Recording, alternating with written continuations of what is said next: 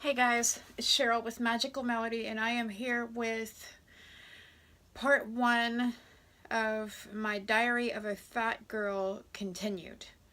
I played it back this morning after it uploaded, and I noticed that somehow the end of it got cut off. So I am going to just pick up where I left off with this. So toward the end where it cut off, and I'll link the first one down below so that you can go watch it if you missed it. Um, where I left off was I was explaining how with the issues with my ex and everything like that, how me and my mom managed to get me away from him, and everything like that. So where I was at, was I was saying how when she came over to my house and she gave me some money and a crock pot that she had got me as a gift, and we were talking in the kitchen, and I said, um, what's going on is history repeating itself, because before in the past he has lost his kids to the state. It's happening again. And I feel like if I don't find some kind of way to get away from him or get some help, I'm never going to see my kids again. And if you remember in the last video, I was talking about how the state took him and everything like that because of his mental health condition, because he was refusing treatment, um, and whatnot. And he was already a dangerous person, like attempted murder on his criminal record and child abuse charges and stuff like that. He's been in and out of jail for the rest of, for his whole all life. And so, yeah, nothing to play with. And so because they were worried about the kids' safety and everything like that, they took girls. So basically she called me up one morning and said, well, I'm not going to come back over to the house with all his verbal abuse and all his screaming and yelling and stuff like that. Can you meet me down at McDonald's? I said, yeah, I'll do that. I'll be right there. He's screaming and yelling at me in the background and stuff like that. I said, you know what? I'm going down there and I don't care whether you like it or not. And so he reaches over and takes the $1,200 money out of my purse that was supposed to be for the rent and for other bills and stuff like that. I said, here, I don't want you and your mom spending it. So I'm taking it and I'm holding on to it. Because he thought I was going to come back home that night, right? So, um, I left with a toy that I was trying to find batteries for, my little girl's toy, and the money that my mom gave me, and the clothes on my back in my purse. And so we met at the McDonald's and blah blah blah. We were talking, and stuff like that, and we were trying to make plans on how we were going to handle everything. So we're sitting there. My dad was there. A friend of his was there. All of a sudden, his butt shows up at the McDonald's and gives us all a look from hell from the outside window. So we all went out the back window. Not out the back window. We went out the back door of McDonald's, because the back door was over this way, and where he was at was over that way, or like the other entrance. McDonald's had two entrances. And so we went out the back one. And we drove down to the county commissioners. I said, hey, Dad, can I stay with you tonight? He said, yeah, sure. Like, no, wait a minute. If you stay with me, he's going to be the first, he's going to be looking for you at my house first. That's like going to be the first place he's going to look for you. So he said, I don't think it's a good idea for you to stay with me. And my mama spoke up, and so I can keep her up at the hotel. So we went to the hotel. I stayed the night. And the next morning, we went to court and filed a petition for him to be placed in a mental institution, and we filed a restraining order. So they told me that the following day was Veterans Day, and then I was going to have to, if he violated the restraining order, to come immediately and the following day to file a complaint because of violations. That's exactly what I did. I filed because he called me like probably 15 times that day. I had like 11 voicemails from him, and everything like that. So yeah, I took that down to the commissioner, said he's violated the restraining order, and he put in a warrant for his arrest that afternoon. So while he was being arrested, I did not know this at the time. I didn't know it until my next court date. So at the time, he assaulted somebody at the hospital while he was being arrested, and it was a first-degree assault. So then he was arrested because of the restraining order and for harassment. Plus, also, he got arrested because of first-degree assault. So the whole time that I'm going through court and everything like that, which lasted 6 months, he's in jail. And so he was actually court ordered to a mental institution when I left state and everything like that. So that's how me and my mom got me away from him and stuff like that. And I just told her, I said, I wish you would have been around before, because I really could have used your help in getting away from this guy, because I really was stuck. I really was. Because he really used to his advantage the fact that I couldn't just jump in a car and leave. And as I said before, on how he used my weight as one of the main reasons why he thought that I would be an easy target. Which kind of leads me to the next part. I feel like that all my life, my weight, plus the fact that my vision has been less than perfect and everything like that, and because I'm a female, has been an scapegoat for a lot of people to think that I'm stupid and that I'm an easy target and I'm easy to use and take advantage of. More recently, in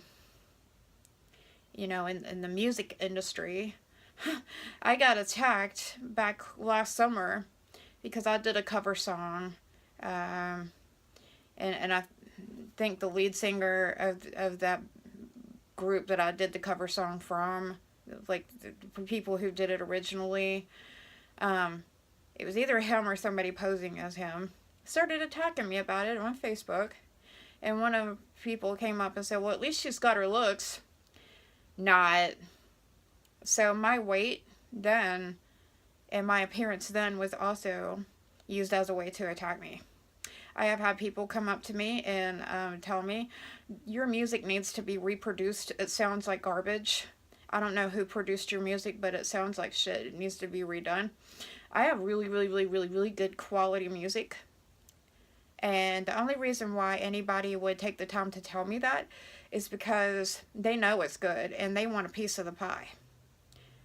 They want to make money off of my production and the stuff that my producers did for me. And people can attack me and people can come after me all they want. I don't care. One thing that I will say, you're the one who is uglier. Because I never have said a word to any of these people in public, and anybody who told me that my music needed to be done over or anything like that, I just ignored it and moved on. Because I know it's not true. I've people use the fact that I'm a female and that I'm overweight and that I look like I'm disadvantaged in some kind of way against me as a way to try and use me. I've been lied to a lot all my life, and I've caught many people in several lies. And, as a matter of fact, recently, just about like a year and a half ago, a friend that lives with my mom claimed, well, he was supposed to mail me some stuff. And so they claimed that, well, it never got mailed, like we shipped it and they never brought it because there were some truck breakdowns or some truck accidents and stuff like that near North Little Rock from FedEx. Well, little did they know, I went and Googled this information to see if I could find out anything about it, and there was nothing. So I got lied to. I'm not stupid. And I'm not blind, so I can read. Don't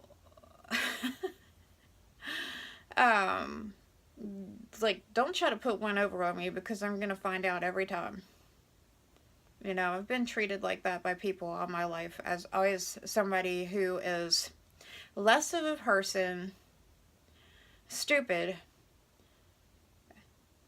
and just somebody that ain't worth it and worth the crap, really. You know, like, I really don't care if people want to treat me that way because, like I said before, they are uglier than me. I'm the better person because I don't go around treating people like that. I don't go publicly attacking people all over Facebook and stuff like that because that's just childish and that would be a huge waste of my time. I have things to do that are a lot more important than that, and everything like that. And, somewhere in the mix of it, somebody brings up my weight or how I look or something about me. I don't care. But, I do care because, people keep bringing it up. And it's like, so, Aretha Franklin is overweight and nobody complained about her being overweight. And if they did, nobody ever heard about it. Nobody's bothering her. And there's a lot of other music artists out there that are not exactly skinny. Nobody bothers them. So, it's all good. And, recently I keep on having to remind my mother of certain things that I can eat, what I can and can't eat, because I would not wish on my worst enemy how she lost her weight. Back when I was a kid, she weighed around 285, 300 pounds. And she got cancer, and she got cancer twice. Well, she got it 4 times, but on the second time that she had it, she lost a bunch of weight. And she's kept it off ever since. But I wish that she would have been able to lose the weight in a more healthier way than that. I wish that something else could have come her way to help her lose her weight instead of such a deadly and debilitating disease. That's terrible. But in any way, all those that she's been able to keep the weight off and whatnot, she still thinks like a fat person, a big person, obese, whatever you want to call it. And I've had to kind of redirect her a few times and said, we were talking about this pink salad that she likes to make with cottage cheese and Cool Whip and, sugar-free Jello and strawberries. Sugar-free strawberry Jello. It's really good. Then I said, well, you will have to use fat-free cottage cheese, and you're going to have to use low-fat Cool Whip, and, sugar-free Jello and whatnot so that I can eat it. She said, well, cottage cheese is low-fat anyway, and so is Cool Whip. There's no such thing as low-fat or fat-free cottage cheese or Cool Whip. So I hate to tell you, but yes, there is. Yes, there is, and I can show it to you. So, a lot of people that I've known over the years who have weight problems are oblivious to the facts. Sometimes I find out that they don't know. And they have a lot of lacking in knowledge and everything like that. But because I have struggled for so many years with my weight and everything like that and trying to get my weight down more manageable, more healthy, and everything like that, I know a lot about health foods and things that are good for you and not. What she forgets is that the nutrition guide that I have to follow now is something that I'll have to follow for the rest of my life. No, I had surgery. I went through a lot of pain and agony, so I'm not going to differentiate from those guidelines. That is my lifeline from here until the day that I die. And I know that she has friends that live there who are also overweight, who are pegging the scales at around 300 pounds and over, that don't really care about their weight. And one person was offered bariatric surgery because of a hernia. He refused it. No, I don't want it because I like to eat too much. So you don't care about his weight. And, I know that they go behind my back and they tell my mom well, she's just telling you all this stuff because she's a scared of, regaining her weight, and she's a scared that it'll make her sick if she eats the wrong, eats something, um, and she's just scared, and it'll all go away and she'll come back to normal and everything like that. Just don't worry about what she's saying because it's all bullshit. I know they're telling her that because almost every time I get on the phone with her, I have to re-explain everything and everything like that. And you know what? I really don't care if they want to talk shit about me behind my back, because this is my life. It's my journey. And I can flop a copy of my nutrition plan right in front of their face. It's not some wild and crazy diet that I'm on. I'm a bariatric patient now. I mean, like, I have to follow the rules. It's like us Walker said in her video, follow the rules, follow the rules, follow the rules. You gotta follow the rules.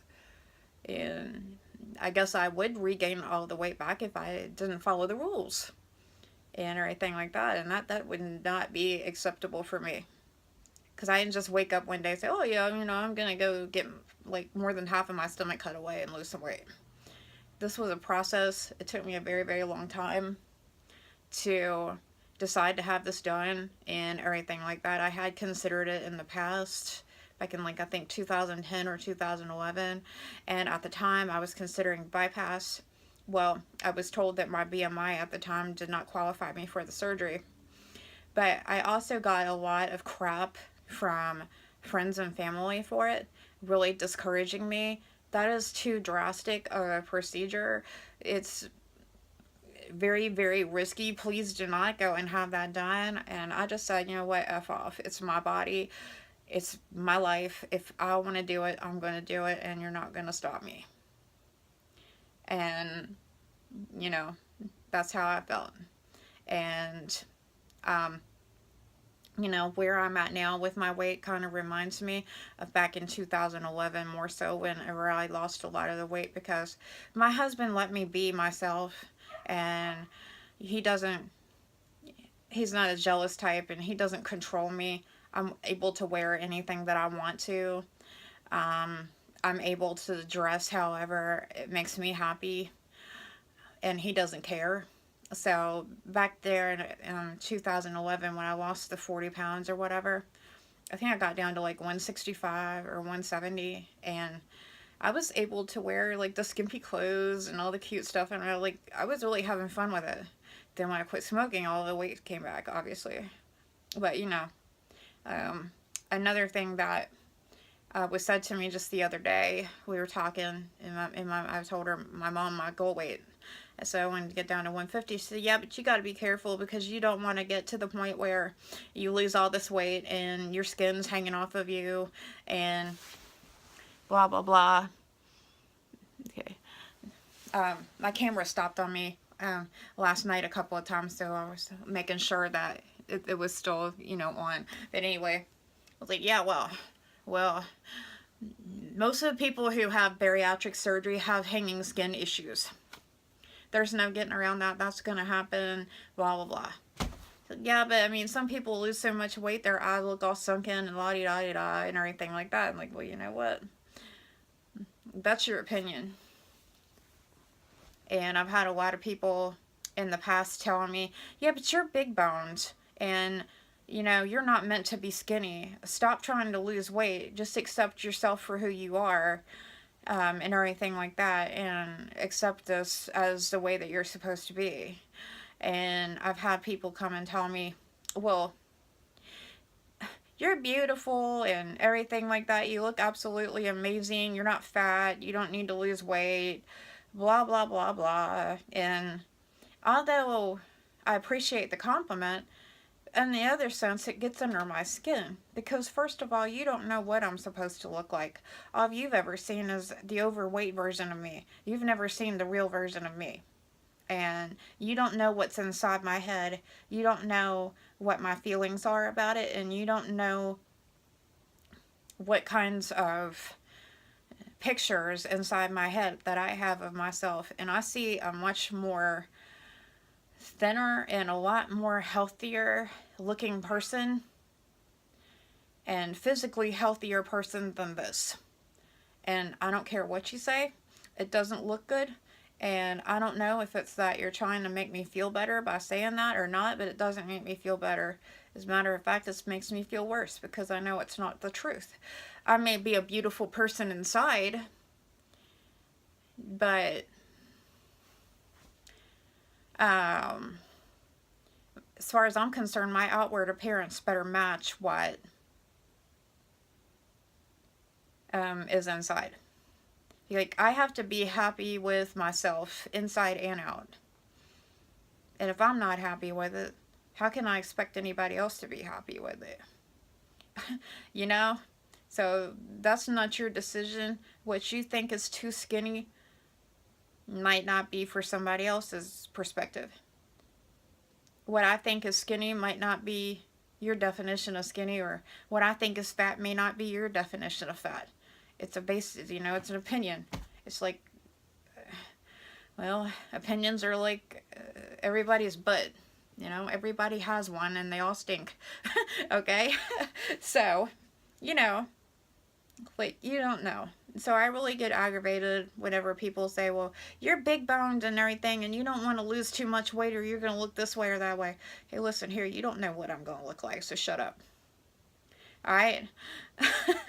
So anyway, I'm going to link my Diary of a Fat Girl Part 1 that I did just last night down below in this video, so that if you missed this one and this happens to be, if you missed that one, I mean, and this one happens to be the first video that you're seeing of me, then you'll be able to go back and see that one, and also subscribe to my channel so that you can watch more of my updates as I upload them, and then you can go check out all my other older videos.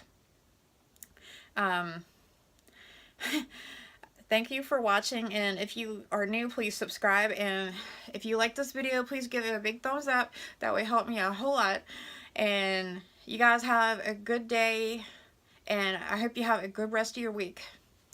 Bye!